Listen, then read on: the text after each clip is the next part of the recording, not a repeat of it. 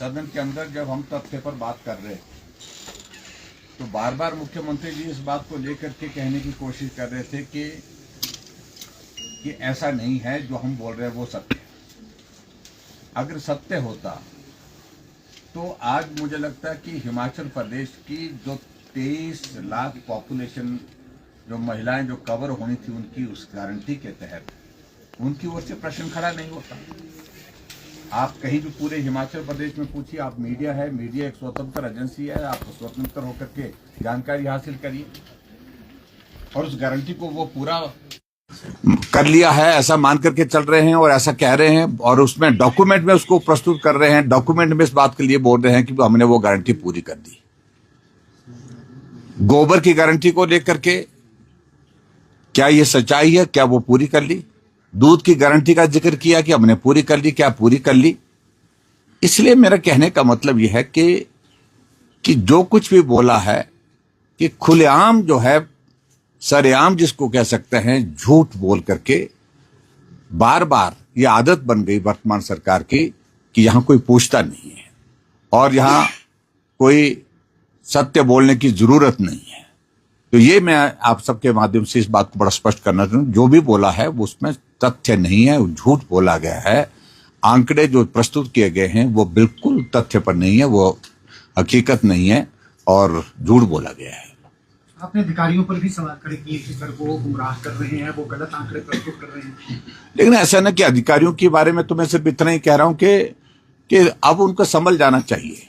अब उनके हाथ में रही नहीं है चीजें मतलब यानी कि सरकार की जो वर्तमान स्थिति है उस स्थिति को ध्यान में रखते हुए उनको अब इस सरकार के कार्यकाल की चिंता नहीं करनी चाहिए। अगला अगर कैरियर उनका है, भविष्य है, तो उनको ठीक काम करना चाहिए, सही काम करना चाहिए। झूठे तथ्य पेश करने की कोई आवश्यकता नहीं है, तर्क देने की आवश्यकता नहीं है और ये आंकड़े जिस प्रकार से झूठ बोल करके प्रस्तुत करने के लिए उनके लिए ही आपस बनेंगे आने वाले समय में, क्योंकि हमको भी मालूम है अच्छी तरह से कि सारे अधिकारी, सब अधिकारी जितने भी हैं, कौन कौन इस प्रकार से जो है झूठ बोल करके आंकड़े प्रस्तुत करने की कोशिश कर रहे हैं। सर, राज्यपाल के भाषण में जिस तरह से केंद्र सरकार का जिक्र आया है उसको किस तरह से देखते हैं आप आर्थिक स्थिति को लेकर? देखिए, मैं बड़ा स्पष्ट किया, देखिए एक चीज को लेकर के कि इस बात को उनने एक पेज पर स्वीकार किया है कि केंद्र सरकार के सहयोग के बिना प्रदेश सरकार नहीं चल सकती है और दूसरी तरफ केंद्र सरकार की सारी योजनाओं के माध्यम से जो विकास कार्य हुए हैं, जो भी काम हिमाचल प्रदेश में हुए, चाहे वो प्रधानमंत्री ग्राम सड़क योजना के हैं, चाहे वो सीआरएफ का पैसा आया, चाहे वो नाबार्ड का पैसा आया, चाहे वो एडीबी का पैसा आया, चाहे वो स्किल डेवलपमेंट का पैसा आया, चाहे वो सर्व शिक्षा अभियान का पैसा आया, चाहे वो चाहे वो हेल्थ सेक्टर में पैसा आया, जो भी पैसा आया केंद्र सरकार से, चाहे वो सेंट्रल स्पेशल असिस्टेंस जो स्पेशल असिस्टेंस सेंट्रल असिस्टेंस जो है उसके माध्यम से पैसा आया, उस सारी चीज को वो एक्नॉलेज नहीं करते कि केंद्र सरकार से ये पैसा आकर के हमने ये काम किया। उसका श्रेय खुद लेने की कोशिश कर रहे हैं। अगर पीएमजीएसवाई का पैसा आया तो स्वाभाविक रूप से ये केंद्र का पैसा, केंद्र को श्रेय जाएगा। अगर रेलवे के लिए अगर पैसा आया है तो पैसा आप अगर अपने शेयर जमा करते हैं तब जाकर के श्रेय ले सकते हैं, लेकिन चेयरमैन जो है रेलवे बोर्ड का चिट्ठी लिख रहा है चीफ सेक्रेटरी को कि आप अपना अगर पैसा अपना शेयर जमा नहीं करेंगे तो पैसा हमको बंद करें, हमको रोकना पड़ेगा। यहां पर शिमला में सिटी स्कैन लगती है, आईजीएमसी में वो स्टेट शेयर किया है, केंद्र का पैसा है, उसका भी श्रेय ले रहे हैं। इसलिए हर एक बात का श्रेय ले रहे हैं। बच्चे विदेश भेजे गए, बाहर भेजे गए, टूर पे भेजे, उसमें टूर, एजुकेशनल टूर पर भेजे गए, वो भी केंद्र सरकार की योजना है। और यहां तक के जो मुख्यमंत्री की जो अपनी योजना है, क्या उस योजना का नाम जो खास तौर सुखाश्रय, उस सुखाश्रय का 90% कंपोनेंट जो है वो सेंट्रल गवर्नमेंट का है, मदर टेरेसा योजना के अंतर्गत उसका पैसा है, वो उसी के अंतर्गत वो सारी सुविधाएं दी गई है उन बच्चों को, और उसके बावजूद वो श्रेय ले रहे हैं कि नहीं ये तो मैंने किया है। अगर आपने शुरू किया है तो स्टेट के बजट से आप करते। स्टेट की बजट की स्थिति तो आपकी ये है कि आपके पास बजट नहीं रह गया और आप मंदिर का पैसा लेकर के उस अपनी योजना को पूरा करना चाह रहे जो स्टेट का शेयर है, जबकि मेजॉरिटी पैसा मदर टेरेसा योजना के अंतर्गत केंद्र सरकार का आ रहा है और उसी योजना से वो सारा चल रहा है, लेकिन यहाँ नाम उन्होंने अपना छाप दिया है और अपने नाम से उस योजना को चलाए जा रहे हैं। तो ये मैं समझता हूं कि बहुत अलग तरह से एक अलग तरह की सोच है कि जिद करना, मैं ही जो कर रहा हूं वही ठीक है और कुछ ठीक नहीं है, मैं जो बोल रहा हूं वही सत्य है। तो मुझे इस सारी सोच से बाहर आना चाहिए। आखिरकार कांग्रेस पार्टी के विधायक भी सारी चीजों से अब दुखी हैं, कांग्रेस का नेतृत्व अभी दुखी है, आम जनता तो हिमाचल प्रदेश में दुखी है ही है।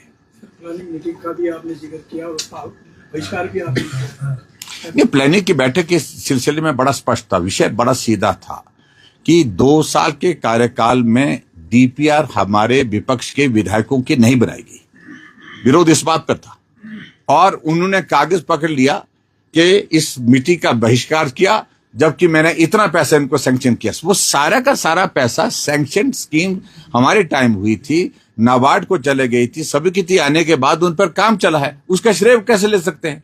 2 साल के कार्यकाल में तो डीपीआर बनी नहीं। मैंने अपने एक्शन आईपीएच को फोन किया, एक्शन एससीपीडब्ल्यू को फोन किया, एससीआईपीएच को फोन किया, चीफ इंजीनियर को फोन किया, ईएनसी को फोन किया। तीनों जगह फोन करने के बाद उन्होंने एक ही बात कही कि सर हम जल्दी एक्सपेडाइट करेंगे, जल्दी बनाएंगे। मेरी कॉन्स्टिट्यूंसी की डीपीआर नहीं बनी है 2 साल की। हमने कहा जब 2 साल से डीपीआर ही नहीं बनाई है, आगे भेजने की बात तो बाद की बात है। तो हमने इस बात को लेकर के विरोध किया, जब आप विधायकों को इस प्रकार से जलील करेंगे, उनके विकास कार्य जो है उनके विधानसभा क्षेत्र में जो उनका अधिकार है उसको भी रोकेंगे, तो इसका विरोध हम करने के लिए आपकी बैठक में नहीं आएंगे और हम नहीं गए बैठक में। जीएसटी का बार बार हवाला दिया जा रहा है कि केंद्र सरकार जो है हिमाचल सरकार का जो जीएसटी कलेक्शन वो पैसा दे नहीं रही है, जिसके चलते कई विकास कार्य रुके हुए हैं। तो इसको लेकर क्या कहना चाहिए? देखो, मुझे लगता है कि इस बात को लेकर के आप से भी मेरा ये आग्रह है कि फैक्ट्स क्या है।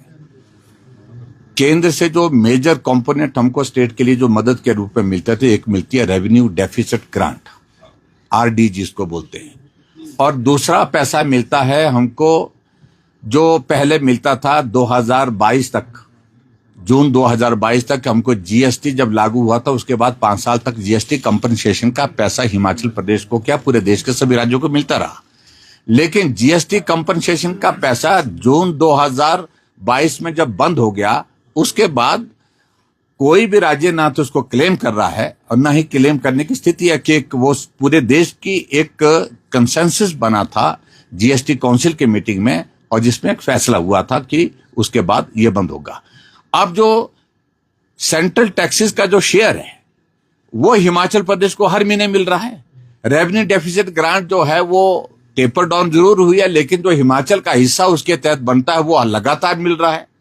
अभी 6,000 के लगभग मिल रहा है, 550 करोड़ रुपए के लगभग मिल रहा है। अगले साल ये 350 करोड़ के लगभग मिलेगा, ये 3,500 करोड़ के लगभग मिलेगा कुल मिला करके। इस बात को लेकर के ये सच्चाई है क्योंकि वो फाइनेंस कमीशन की रिकमेंडेशन है, पूरे देश भर की लागू होंगी, वो हिमाचल के लिए कोई अलग से होंगी ऐसा थोड़ी है कोई।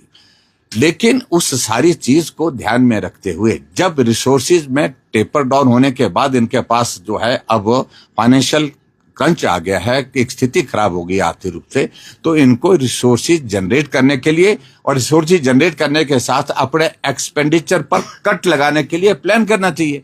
लेकिन वो है नहीं, अपने एक्सपेंडिचर के लिए कोई इस प्रकार का कट नहीं है। कट कहाँ मार रहे हैं? जो जनरल डेवलपमेंट के काम है, जनरल डेवलपमेंट के काम सारे बंद है। अब आपके इस बात को आप अंदाजा लगाइए कि इस बार का जो बजट जो प्रस्तुत होने वाला है उसमें आपके जो है कैपिटल हेड का एक्सपेंडिचर का जो पैसा वो होने की स्थिति में सारा का सारा पैसा सैलरी कंपोनेंट और पेंशन में चला जाएगा, जो कमिटेड लायबिलिटीज है।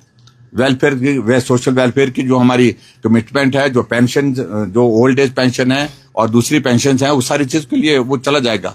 तो इसलिए बड़ा चिंता का आने वाला समय, भविष्य जो है हिमाचल के लिए बहुत चिंता का बना हुआ है, क्योंकि प्रदेश सरकार इस सारी चीज को लेकर के कोई कदम नहीं उठा जा रही। और दूसरी बात जो आज पर्टिकुलरली मुख्यमंत्री ने जो बात कही कि मैंने जो है सोशल सिक्योरिटी पेंशन जारी कर दी है, कल रात तक हमको फोन आए बुजुर्गों के, आज हमारे विधायकों के इस पर मैसेज आया, ओल्ड एज पेंशन जो है वो नहीं मिली है, वृद्धावस्था पेंशन नहीं मिली है, हैंडीकैप पेंशन नहीं मिली है, और उसको जो महिलाओं को जो महिलाएं जो विडो हैं उनको भी नहीं मिली है, पेंशन नहीं मिली है। इस बात को उनको स्वीकार करना चाहिए।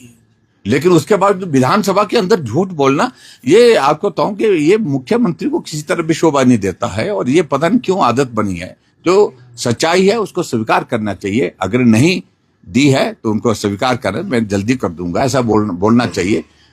लेकिन हकीकत को स्वीकार करना चाहिए। लेकिन झूठ बोल करके कब तक चलेगा, ये बड़ा चिंता का विषय है।